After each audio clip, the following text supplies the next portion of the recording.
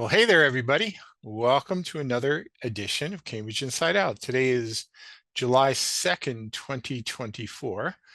And what I thought I would do for the first part of today's show is to talk about Starlight Square. You may see a little plus sign. That's a star. That was actually cut from the scrim of Starlight Square at a kind of a closing ceremony on Sunday because Starlight Square, which actually began during the construction of it began in July of 2020, right when COVID was completely upon us. It's now in the process of being dismantled this week. So it's long in coming. This is not a surprise to anybody, but it's been interesting to watch the whole thing happen. So anyway, what I thought I would do, at least for this first half hour, is to give a little bit of a walkthrough, a bit of a retrospective of, the variable star of Starlight Square, the coming and going of it all, because I'm not the only one. There are quite a few of us whose lives over the last 4 or so years have been very much interwoven with each other's, in watching and participating in Starlight Square. So anyway, with that having said, let me just tell you a story. All right, so back in January of 2020, before not AIDS, pardon me, COVID had really started to kind of take root in this country, Peter Valentine, a friend of many of us, wrote, as he often did, he wrote some somewhat wacky messages to the Cambridge City Council. And this one here is dated January 17th, 2020, where he suggested renaming Central Square Starlight Square. And what I can tell you is that for some time after that, some of the people in the then relatively new business improvement district for Central Square had notions about assigning the name Starlight Square somewhere. He had also put in propositions to, paint all the poles pink. Patrick Barrett actually did that in one of his in his building on Main Street. But the idea of Starlight Square was sort of floating around. And then when COVID kicked in and there was some strong urge to do something about it, and to make, when everything was had been shut down for a while and businesses were struggling and entertainment venues were closed because nobody was allowed to be within a mile of each other. This idea about really an idea that was dating back 15 or more years earlier, a so-called square within a square was born and brought to life. And they decided to call it Starlight Square with Peter Valentine in mind. So I thought I would just sort of take us back a little bit, in honor of the dismantling of Starlight Square that's taking place right now, just to remind everybody where we've been and perhaps where we're going. So here's a photo taken in July of 2020. So the first wave of COVID, which we thought was going to be the big wave, actually was largely starting to dissipate. But still, there were a lot of restrictions, and we were soon to see even bigger waves of COVID. It's unfortunately true that the fate of Starlight Square pretty much came and went with COVID. So we had parking lot 5, right? And so in July, this was in July 18th, 2020. Now, 3 days later, you can see that there are no more cars parked in the lot, but there is some metal barricades starting to show up. You can see some markings in the lot. You see the orange cones, and something is clearly afoot. So what was up there, right? Okay, so a little bit closer up here. You can see sort of a somewhat diagonal kind of configuration. This, by the way, is where the Central Square Farmers Market used to take place, and now takes place over on the adjacent side street of Norfolk Street. But something was happening. All right, so that's July 21st, 2020. So 2 days later, a lot of steel and a lot of jersey barriers were made available. I believe we we got a kind of, it was gratis. There wasn't a lot of cost. There may have been some costs associated with it, but in relatively quick order, something was going up here, right? So in this case, you see the Jersey barriers hadn't really been yet organized, or maybe some of them had been organized in the way that they were going to be configured. Now, this is not something that just happens on its own. Two of the primary movers and shakers of making this happen, and again, mutual friends of both mine and Peter Valentine's, were Michael Monestein and Patrick Barrett, rather casually dressed here. You'll also notice here that in July of 2020, it was pretty much standard that everybody was going to be wearing masks still. There was some variations on that theme, but that was, so few of us really understood things that everybody just wore masks, and that was that. Now, by July 26th, you start to see the steel going up. The Jersey barriers have been put in place that actually support the steel work. And this is a view looking here along Bishop Allen Drive down toward where the H Mart is, right? So again, no stage yet, not much of anything yet, but something's definitely in the works. Here's just another view looking straight at Bishop Allen from over where the entry to the parking lot was, right? Now, 2 days later, there's wood has entered the picture. You can see the electricians have wired up some lighting on the steel work. And there's just a whole lot more going on here at this point. Again, just different views of the same site here in July of 2020, with the Jersey barriers and, looking at what things are going to be. It really started to look a little bit like a jungle gym. I remember, or what we used to call the monkey bars when I grew up living in New York. And, and it was kind of hard to really get a sense about what was going on with all the steel work right then. It was like, it just looked like a mass of steel and concrete, right? But slowly but surely, they were building things that were soon to become entryways into the main part. This is really where ultimately the sort of marquee was going to be situated. All right. And again, here still in July, late July 29th of 2020, just a few different views of the same, right? But again, this is the entry here that after you leave Graffiti Alley, you would pass under this little archway heading toward what was soon to become Starlight Square. And that very same day, or within those days, they were starting to put the first of the scrim around the site with these sort of thematic panels, just wrapped around the entire site, kind of enclosing it in some fashion, right? I asked about who the manufacturer who made all of these, and it's a very good firm. I think in Boston based, but off the top of my head, I'm not quite remembering what that firm's name was. But that's what it looked like back then. Before there was graffiti, before any kind of degradation, this is what it was looking like. Now, meanwhile, by the following day, they had built this both stages and platforms that were really designed to be accommodating the patrons to Starlight Square. You don't see it in this particular shot here, but within a few days, there were actually chairs lined up, sort of like an upper deck, lower deck, and then down to the ground. Of course, a lot of that was never quite realized because most of you perhaps will remember, even though there was a certain capacity that was permitted for Starlight Square, there were state mandates saying you could only fill to 50% capacity.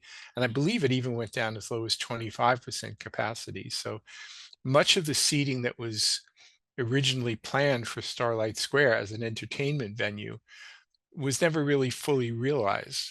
And eventually a lot of the seating area was even removed because of all of the COVID related limitations.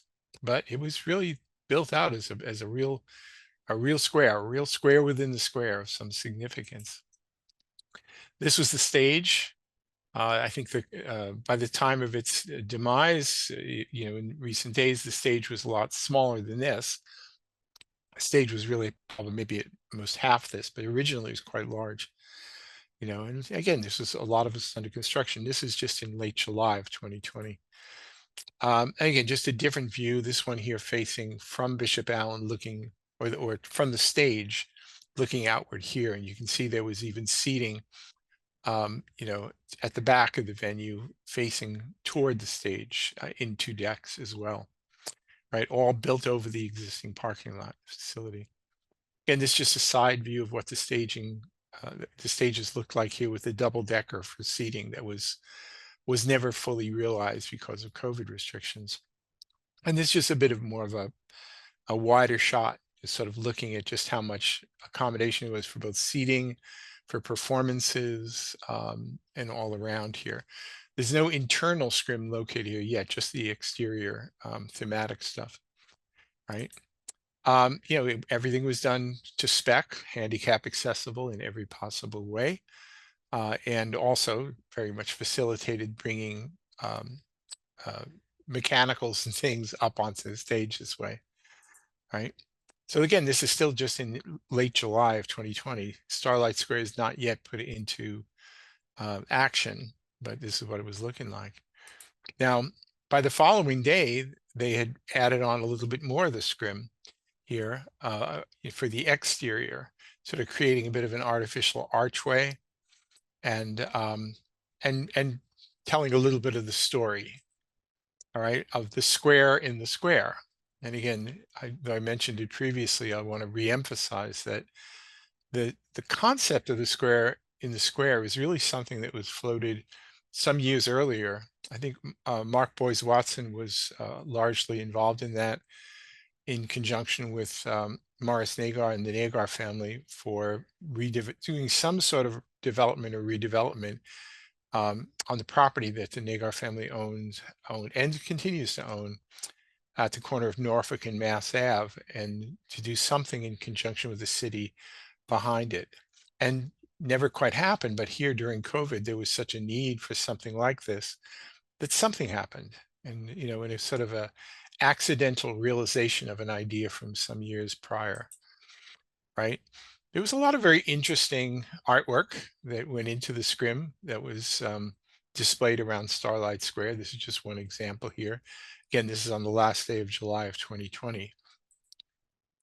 Again, more of the story, you kind of make it look like a kind of an old time theater, with performances seen through the window, and a little bit of the story, themes we heard and seen a lot since then about, once a space for cars, now for people, now a place for people. It's very much a theme. And again, there's a sort of the messaging of the square in the square. I'll show a closer view of that in a moment here. But again, it was really quite beautiful initially, before time and tide had, done its thing. One of the more interesting features of it initially, and this lasted right up to the very end, was this sort of, it was taken from original photos of the Central Square Theater, which was actually had as where the theater was, the interior of the theater was actually located right here where Starlight Square is. I used to enter from Mass Ave, but then the large theater was actually behind it, extending back toward Bishop Allen and Norfolk Street. So this is nice. It was a really beautiful thing. Now, it was actually a week later, August 7th, 2020, was the official opening of Starlight Square. So you see here, I believe this was a jazz band of consisting of students from Cambridge Ridge Latin High School. It was I thought it was rather an appropriate first performance here at Cambridge's Starlight. You'll notice also the big Starlight banner on the scrim in the background as well, which persisted until the very end, though the purple color started to look a little bit lighter eventually in time. And here's Peter Valentine, and in honor of his desire to have all the poles in Central Square painted pink, somebody got the good idea to create a seat of distinction for Peter right in the center. And I don't know if this is the first time he approached the seat, but it might be, where he says, "What's this?" And this was set right in the middle, facing the stage for the grand opening with Peter, our friend Peter. And here's Peter, watching the proceedings. Uh, Again, just a few close-ups of the musicians. And this really did become a bit of a sanctuary during the COVID days for many of us, that you could actually just wander to Starlight Square, especially in the first year or two, and just find something interesting happening. Really kind of a great thing. And again, just a couple of more views of some of our local jazz prodigies here. And again, as the ceremonial part of things were actually happening, here's a picture of Peter in the chair. You'll see Morris Nagard conducting business behind here. And again, there are many pivotal people in the development of Starlight Square. I'll have to say that the political people, the elected officials, played a relatively minor role throughout all of this. But the city manager, Louis DePasquale, was very, very helpful in facilitating this, what was essentially a public-private kind of partnership, and a way of addressing, the situation of COVID, which was affecting all of us, right? And again, just another shot of the band playing during the ceremonial stuff. And here's a shot with, I guess it's Matt Boyes Watson, son of Mark Boyes Watson, and one of the chief architects of Starlight Square, how it was laid out, and really stayed with it, was very involved in it right up until this past weekend with the closure. And it was Denise Simmons, Patty Nolan, Patrick Barrett, and a few other friends in the pew. And there was some words spoken at the initial one. You'll see this is actually Mark Boyes Watson in the background, who was associated with the original idea of square within the square.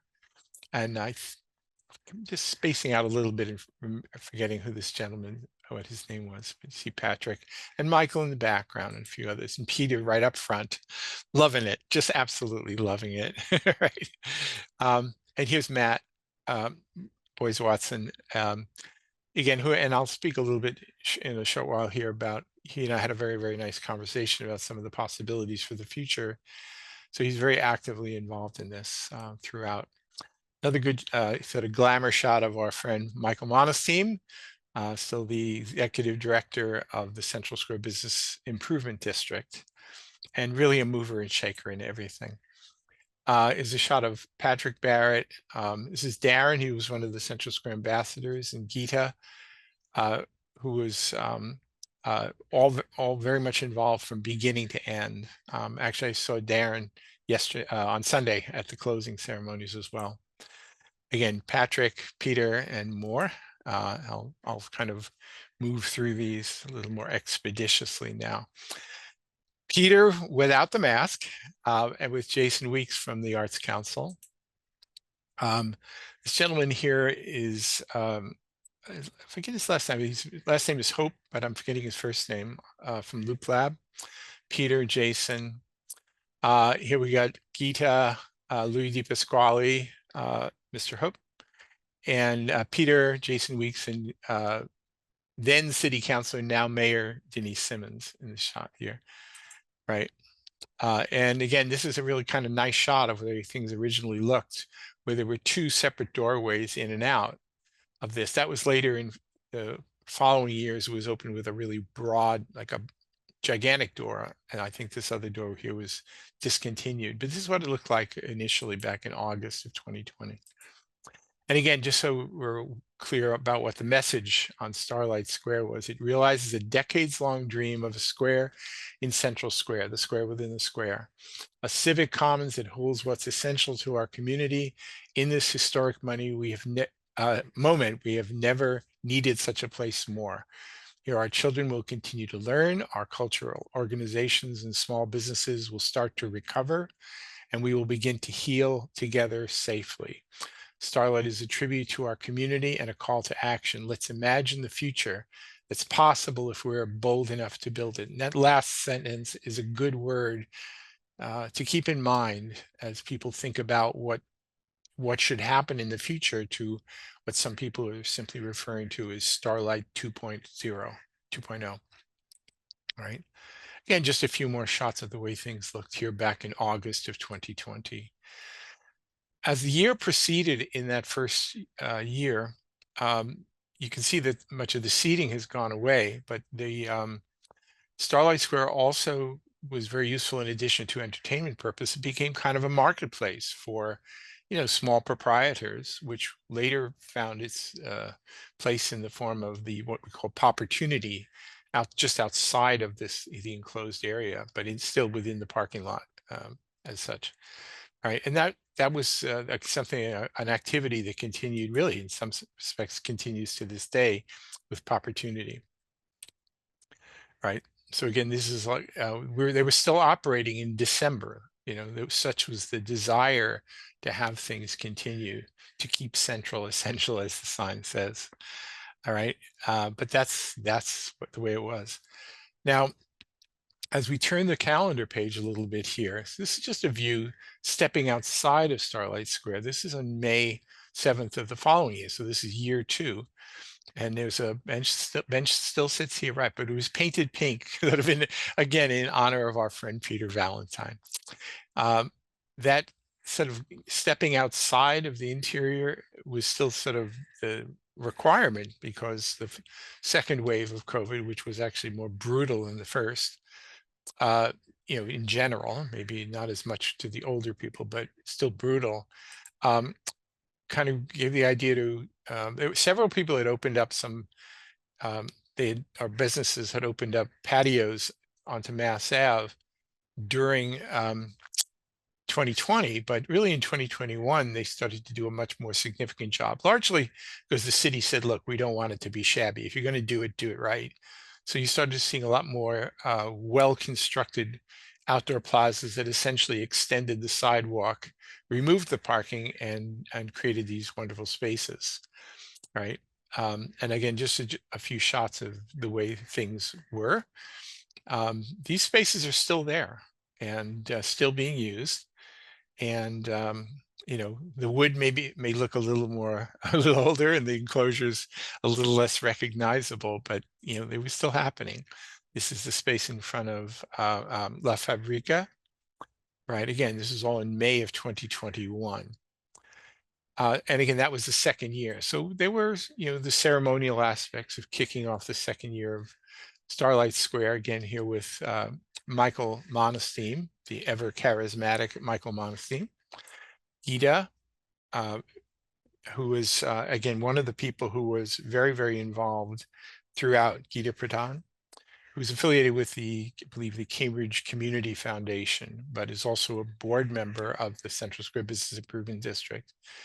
And Louis, of course, very, very much involved in all of this. And let's not forget the people who did their best to sort of stay behind the scenes, but honestly, none of this would have ever happened were not for the energy and drive of Patrick Barrett and Michael Monestein from the Central Square Business Improvement District, who really helped drive also the construction of the outdoor patios for the survival of the restaurants. And I might also add, all of this is when Patrick was actually in the process of building his hotel and was, struggling to get financing and just get through COVID himself personally.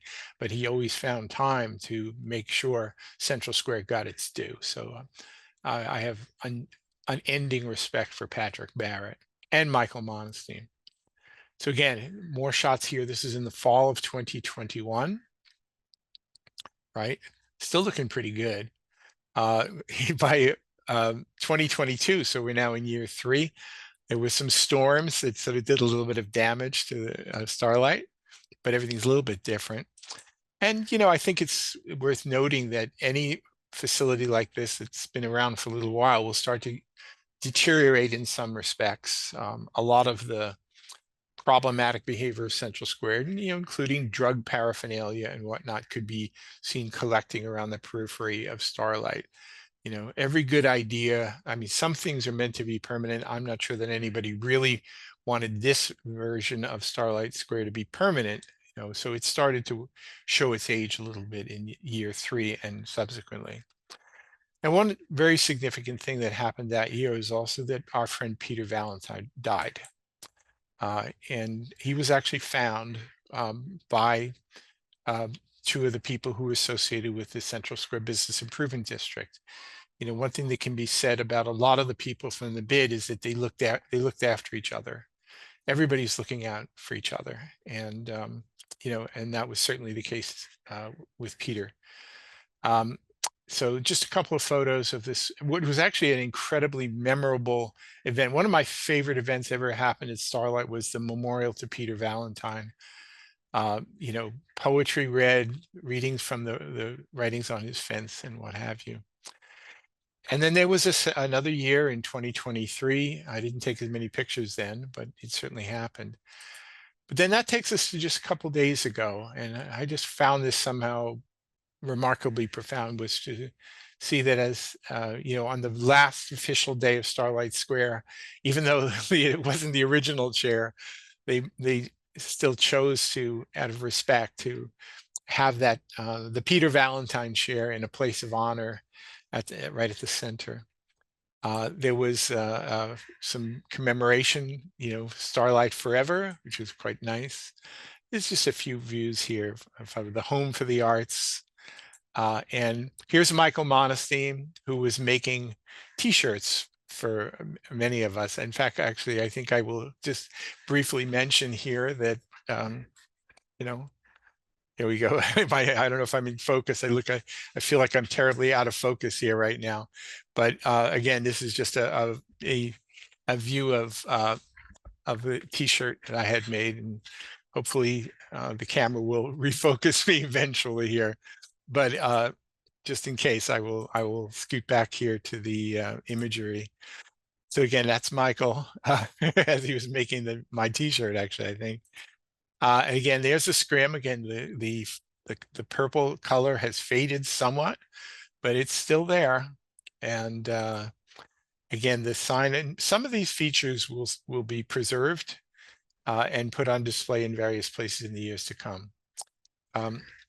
A couple of friends, who, I guess I fairly say I've known them prior here, is Sean Lowe, Sergeant of the Cambridge Police Department, and Hussein, who's currently sort of the chief of the ambassadors and sort of, helping to maintain the things in the square. Again, another thing on closing day was Michael making, I don't know how many T-shirts he made for people, custom made. Everyone was a custom job. And this is, I think, is the last official shot I have of Starlight Square in its action here. I did go by yesterday just because I thought it was worth seeing, having seen Starlight Square go up, to actually watch it come down. So here you have the scrim on the back of the stage is gone. The stage has now been removed, right? And slowly, and here's Brian Wright, a very dear friend, who was one of the mainstays of the Business Improvement District. He's not working for them now, but he's very much working in to help take down what he helped put back up, what he helped put up some years ago. One of the most decent people you'll ever meet, actually, is Brian. And again, still sitting there is Peter's chair. Somehow it remains through it all. And again, it's all that scrim which decorated the interior of the space is now a pile of fabric sitting in the middle. Again, the steelwork is still there, but it's slowly but surely being disassembled. And that which was built is now in the process of being taken apart. Right. So again, let's always keep in mind. Whoops, here we go. I'm a little out of focus here still. I can't quite explain that, and we'll do my best here to try and fix that. Pardon me. So again, maybe I can spoof it. And all right. Well, I don't know quite why this is what it is, but it is. Anyway, so I feel like I have to actually kind of navigate away here simply because I'm not particularly viewable here thanks to the oddities of this camera here. Let's see if I can, here we go. All right, now I've just learned something how to spoof a camera to fix it right. And I will just sort of point out in the background here, again, there's one of the stars from Starlight Square. All right, so anyway, I'm going to just take my usual artificial break here, and then I'll sort of come back and we'll talk about some things not necessarily related to Starlight Square. So anyway, so see you in mere seconds on Cambridge Inside Out.